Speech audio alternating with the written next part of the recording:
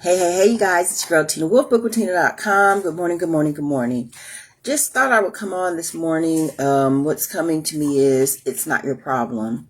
Yesterday was kind of a very frustrating, heavy days. It was like almost everything was attacking me from the left side, the right side, the north and the south. And, every time I tried to get centered, something new would pop up, right? And last night, Mom and I sat down and we did a dedicated prayer, which is something that we do together when we kind of see that everything is kind of being misaligned, not just in our life, but in the life of family and friends. And in lieu of problem solving, in lieu of trying to figure out what needs to happen, who needs to do what, and what does this person need to do, we concluded that we are just going to hand that over to God, so to speak. And I feel like for whatever reason, other people may need to do the same thing. Over the years, some friends of mine and ours, we came up with the term called toss. My dear friend over my left shoulder, Connie. We used to talk about that all the time, and I have some other friends that we talk about that. But that toss is called take over spirit. And this is something that really needs to be acknowledged for what it is. The takeover spirit is when you have this spirit or this sense of, I have to fix everything that's going on with everybody else in my life and not focus on myself, not focus on what needs to be done for me to either stop having that experience or to learn how to process things so that people can do and be who they need to be. It's not your job to convince others of what they need to do. It's your job to be yourself as an example, right? And it's okay because every now and then all of us get caught up in that toss, that takeover spirit. And we want to fix what's going on with everybody. But by doing that, you're bringing chaos into your world. So yesterday, Mom and I came into agreement and we did our prayer. And we lit a candle. My candle of choice was a blue candle. I looked it up this morning because sometimes you just got to go off of intuition. But this morning, the blue represents protection, calm, peace, bringing peace, right? And last night I set the intention when I went to sleep. And this morning I woke up feeling free, feeling lighter, feeling like all control is gone and let go, right? Because that's what needs to happen is it's let go. And I'm just going to allow. And last night I made a big decision for all the chaos that's going on around me that is not my chaos. Making sure that I'm allowing those people to have their experiences and support them in their experiences the best way that I can. Reflecting back to myself, right? So today I just I'm going to use my Psychic Tarot deck. Love this deck. I gifted this deck to a bunch of friends a while back. Ooh, look at this little pretty stone that's over here. Larimar, right?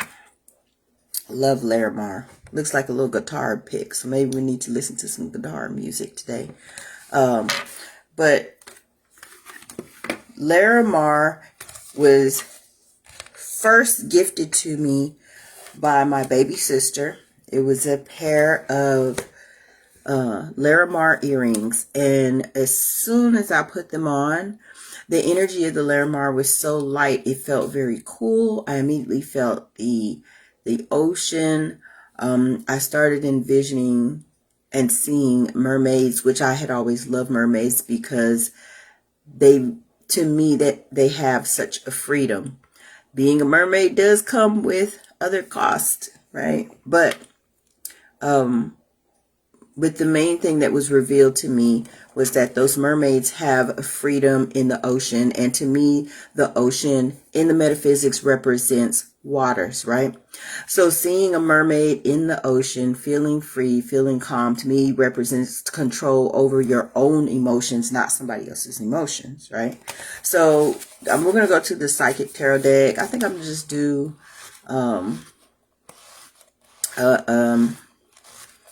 we're just going to go through the book today. I don't know if the card's going to come out or not, but we're going to start with the book. And let's go with the flow. Choose wisely. Number 7, choose wisely, which is what we have already talked about, right? Today we're talking about it's not your problem. It's not your problem. And making sure that you're not having that toss spirit, that takeover spirit, where you're trying to work so diligently to fix someone else and focus on yourself, right?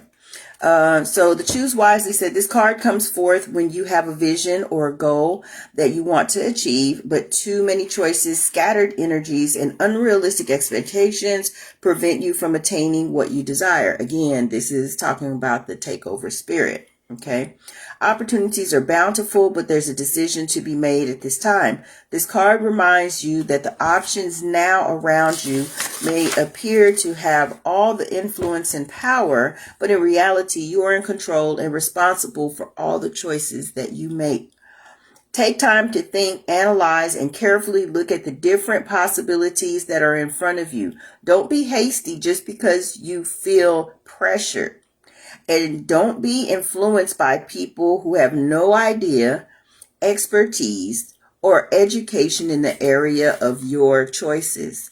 A focused, wise decision far outweighs one made emotionally or in desperation. And again, the emotional part when we're talking about seeing the mermaid in the calm waters, and she's just kind of floating, and she's very at peace, right? The water is not tumultuous. So I'm going to pull from a book that I used to love to read from this book from time to time when things were a little chaotic, and I like it because it's like a little quick stories that are in here. And it's called Trusting God Day by Day. It's 365 devotionals by Mrs. Joyce Meyer. Love that woman, right? Sometimes you gotta go old school. So let's see.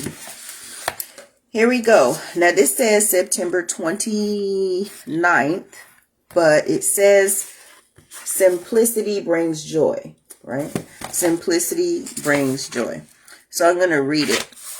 It says, truly I say to you, unless you repent, change, turn about, and become like little children, trusting, lowly, loving, forgiving, you can never enter the kingdom of heaven at all. Matthew 18:3. Christians, and remember, this is for any belief system that you have, convert the message to what you need. Christians have available to them the abundant quality of life that comes from God, who is not full of fear, stress, worry, anxiety, or depression. Now, I want to talk about 2 words that popped up. One, I want to talk about anxiety, right?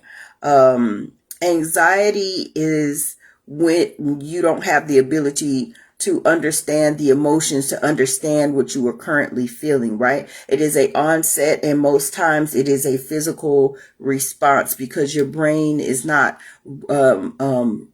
being wired correctly, and it needs to be rewired. And when we have anxiety, it's because we're confused. We don't know what's going on, and we're trying to figure it out. But sometimes you're taking too much onto your plate. And this is how the peace gets disrupted and gets disturbed. So anxiety comes in, right? Which means the possibility of not having solutions.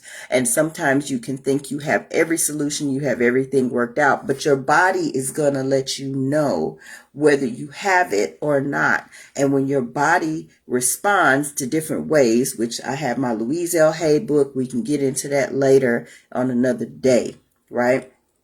But your body's physical response to what is going on around you and in you is going to display itself. And in order for you to remove anxiety and to create solutions in your life, you're going to have to take a second to take a breather for yourself and see what is it that is causing this disruption, right? Depression. Depression to me is the inability to create solutions, right? Kind of like anxiety goes hand in hand. So anxiety is like, I can't identify the emotion, the feelings, the situation that's going on. And then depression is the inability to create solutions. And if you have the inability to create a solution, right, then you're always going to think, I have no way out. This is when faith comes in, right? Faith, the belief in yourself and knowing that everything is okay. Or faith, the belief in yourself and knowing that everything is okay, including your higher power, right? Depending on which one applies to you. The reason why I have those two definitions, because there are people that are atheists and they have their own belief system. And so the word faith is a trigger to them, right? Because it reminds them of religious connection. All right. I don't know who that message is for, but I'm going to just set that out there. You can have faith and not have to follow a specific commercial, religion or a religious practice, right? You have your own, so you can believe in whatever you desire to believe in. I just ask that when you are in this space, whatever you believe in is of a positive nature, right? So we've talked about anxiety, we've talked about depression. Let's talk about worry. What is worry?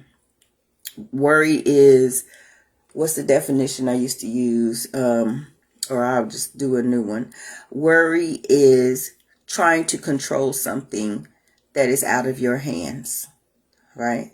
That's what worry is.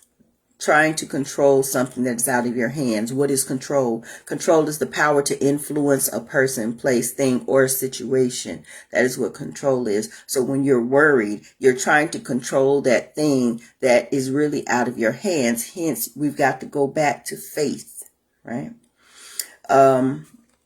It said, he is not impatient or in a hurry, speaking of God or whatever your belief system is. He takes time to enjoy his creation, and he wants us to do the same. Unfortunately, I don't really think that the majority of people are enjoying their lives. When you ask them how they are, their response is nearly always busy. I'm just so busy with work, the kids, church, and the activities, right? We all know people like that.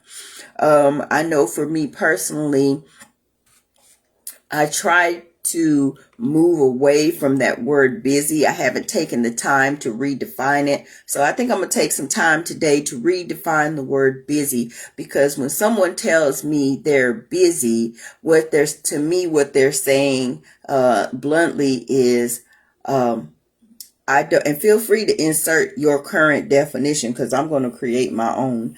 But busy, the energy that is attached to that sometimes is that I am unavailable.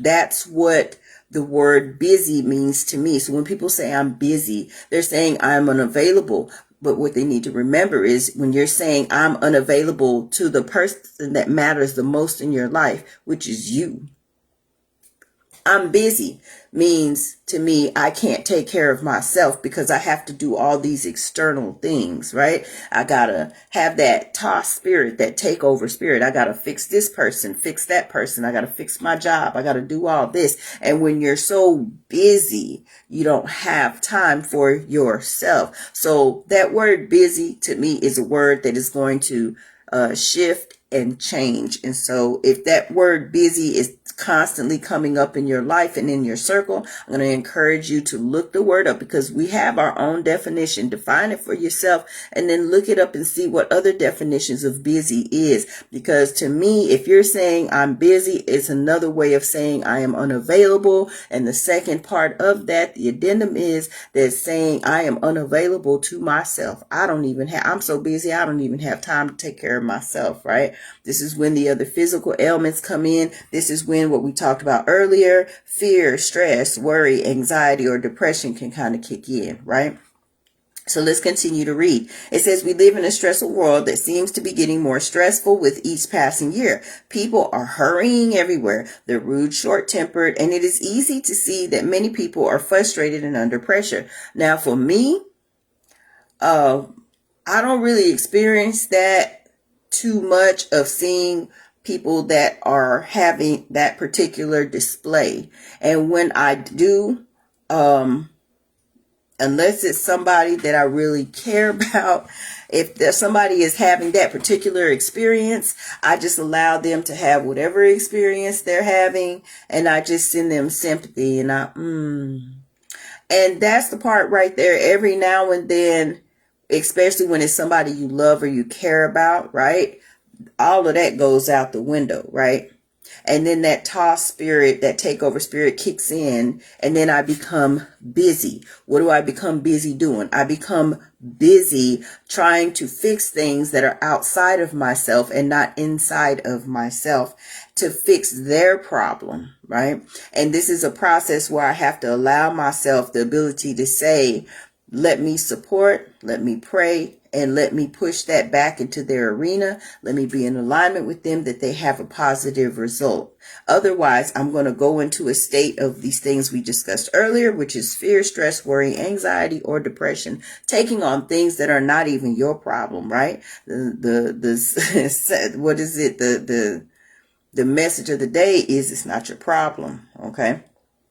They're experiencing financial stress, marital stress, and stress of raising children in today's world. We all have some things that are a constant work in progress, even myself, right? And have you ever spoken to somebody and they're still doing the same thing that they were doing years ago? Doesn't mean there's anything wrong with it, but they're still doing the same thing they were doing years ago. There's some people that have talked to me and they're like, Tina, you still doing the same thing you was doing years ago. But then there are also some other things that I've done that have absolutely changed, right? Because you can't get to everything at one time, right? You have to take your time. Can't get to everything at one time. But when you are, I want to read this. I have a thought for you to consider. Simplicity brings joy, but complication blocks it. This is the time to let things go, to release things, right? And not try to control. What is control? The power to influence a person, place, thing, or a situation, right? If you want to control your environment, you have to influence it. How do you influence it? You influence it by not being busy, right? Which means unavailable. You do it by being the example, living your life and carrying your life just as you're supposed to, right? What is this little baby right here? I think this is black. Is this? I don't know if this is clear quartz, but it looks like black tourmaline because it's got a little bit of black in there. So I'm going to just put that right there. Let me read. Matthew 18:3 says, God wants to approach life with simple, childlike faith. He wants us to grow up in our behavior, but remain childlike in our attitude toward Him concerning trust and dependence. He wants us to know that we are His precious little ones, His children. We show faith in Him when we come to Him this way, which allows Him to care for us. We cannot have peace and enjoy life without childlike faith. What is childlike faith? Okay, let's see. When I think about a child, I think about the child does not have the cares and the worries. They're not looking at the destruction of the world. They have a innocent view. Now, this don't mean have veil over your eyes. It does not mean have blinders. But what it does mean is don't take on problems that are not yours, right? Have a knowing that everything is going to be okay. When you are a child, right? Let's say toddler age, like 2 and 3 years old, right? And they call it the terrible twos. Why do they call it terrible twos? They call it terrible twos because the child is exploring. They are in their exploring phase. And then you're like, oh my God, don't go by the table. Oh my gosh, don't touch that. It's hot. Oh my God, don't put that in your mouth. right? And that childlike faith, right? The kid is just going exploring. They're not even worried about, if somebody's gonna catch me, if somebody's going to see me, or somebody's going to find me. That's what the childlike faith is. It has faith that if I am going to be in danger, that it's going to be blocked. I am going to be protected. I am going to be okay. And that is what childlike faith is. And that's what the book is saying we need to have, childlike faith. It's not saying be ignorant and have a veil over life. But with some things, we do need to have that childlike faith. We have to move forward so that we know and understand that God has our back and God's controlling the things that are going on behind the scenes. What's going on behind the scenes? Ain't none of our business. It ain't none of your business what's going on behind the scenes. You let God take care of that. You just get ready to watch the movie. That's it, right? It says, he wants us to know that we are his precious little ones, his children. We show faith in him when we come to him this way, which allows him to care for us. We cannot have peace and enjoy life without childlike faith. When you begin to live your life with all the simplicity of a child, it will change your whole outlook in a most amazing way. Start looking for ways that you complicate things, and ask the Holy Spirit, or whatever your belief system is, to teach you simplicity in those areas. He lives in you, and although he is extraordinarily powerful, he is also extraordinarily simple. He will teach you simplicity if you truly wish to learn. And how do we learn? We learn through our experiences. People say blessings are lessons, or I say lessons are also blessings, right? Because once we learn from that experience, God is doing to me, God, or whatever your belief system is going to give you the knowledge, gives you the intuition that says do this or don't do that. What do children have? Children have that ability when they see certain people, right? They're like, no, I don't want that. That's that intuition kicking in that is saying protection, that is saying danger, right? And maybe they're seeing something in people that you don't see, right? And what do? We push them into danger. Go ahead, go. Go ahead and go, right? No, this is your auntie, this is your uncle, this is your cousin, this is and the person is like, no, this is not what I want to do. The childlike faith, they have the belief that the signal that is being sent to them to protect their self, right? They're trusting that. That is another form or process of childlike faith that we need to have for ourselves, right? I've experienced this with not just people, but I've also experienced it with children. I've experienced it with my own grandchildren. One thing I noticed with my grandchildren, when my grandchildren get to a place where they're kind of like, they don't want to come into my space, I'm okay with it, but sometimes I'm like, there is a fear there, and I don't know what that is, fear going on that's with me. And I used to do the same thing. You know what? Well, you just go ahead and come on with me. I don't care about all that crying, and I'll hold them and console them until they get in that place to realize that I am a safe place, right? And then there were times where I was like, I'm just going to wait, right? But during that time when my grandchild didn't want to come to me, I had to really sit back and I had to take a look at myself and said, what energy is in me that childlike faith, they're trusting their self to protect their self against me. They're seeing an energy in me that they don't want leaked on to them, right? And so for me, the only way for me to build trust is to be there, right? Is to give them the experience of trust, to show them that I love and care about them, and to be patient. And sometimes that patience takes time, right? It takes time. So when I started working, I created a affirmation for myself that says, I love children. I created another affirmation that says, my grandchildren love me, right? I love my grandchildren, you know. Children love me. I love children. And I created those affirmations and I started to live in that. And what happened, not only did this energy go out to my grandchildren, but the energy also went out to my children. And then it also spilled out and spilled over into children in general. Little kids were like, oh my gosh, I like your hair. Your hair is pretty. Or they would touch my, as they say, the garment. My friends and I say the Jesus garment, right? They would touch my, oh, this is so soft. It's so pretty. You know, I started shifting and changing that energy, and the children automatically felt safe. And this is something that we need to practice and do in our own life, not just for children, but for people as well. Now, your discernment comes in when you have people that are in that space that they can see your bright light. They can see the love, and they're not willing to return that, right? This is where sometimes we want to have that toss spirit, right? Because there's somebody that is in our space that doesn't necessarily feel safe.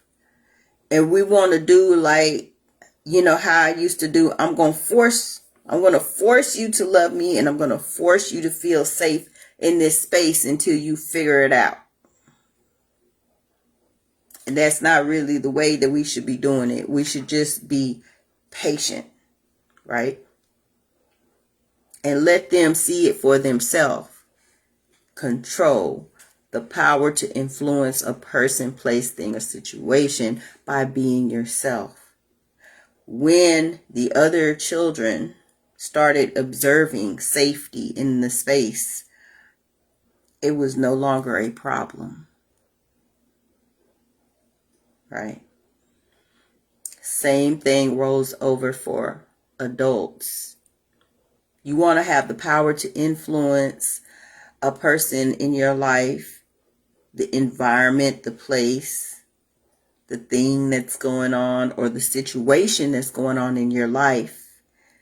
Then what's going to need to happen is you have to go within. You have to stop being busy.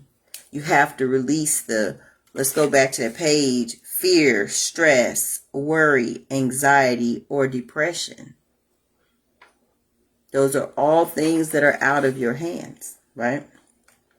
Okay, we're going to wrap this up where it says, trust in him, okay? Take the time to observe a child and notice how they approach things with such simplicity. Approach God with that same kind of innocence and complete dependence. Trust him to take care of all your needs so that you can enjoy your life. Thank you, Joyce. Right? So today we learned about several things. We learned about, most importantly, control. We've learned about it's not your problem. We've learned about toss. We've learned about the takeover spirit, right? What to do and what not to do. We've learned that trying to be in a space of being busy, right, does not necessarily help us to propel ourselves and move forward, because what does busy mean? Busy means I don't have time for myself right now. But I'm going to be changing that definition. We're going to see what that means. So when somebody says, oh, you're busy, it's not going to have a negative response for me or a trigger, right? So work on that word busy today and see exactly what that means in your life, right? And when you are busy, are you grateful that you're busy, or is it stressful that you're busy, right? All the outside sources that have things going on in their life do not have that toss spirit. Don't take that over. Let it stay in their court. Pray for them or meditate or send that energy back towards them and keep yourself at bay and at peace. I love you guys. You have an awesome and amazing day. Mwah! Bye-bye.